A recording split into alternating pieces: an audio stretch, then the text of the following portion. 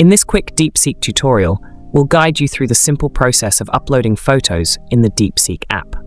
Before we begin, if you're new to the channel, don't forget to subscribe for more videos like this. To get started, open the Deepseek app on your iPhone or Android device and ensure you're logged into your account. The interface is similar to ChatGPT or Google Gemini. To upload a photo, tap the small plus icon on the right side of the screen. This will reveal 3 additional options beneath the search bar. You can either take a new photo using your camera and upload it, or choose an existing image from your phone's gallery. To do the latter, select the Image OCR option, or a similar name, which will open your gallery. Simply pick the image you want to upload, tap Add, and the upload process will begin. Be sure to check out the Deepseek playlist linked in the description, and I'll see you in the next video.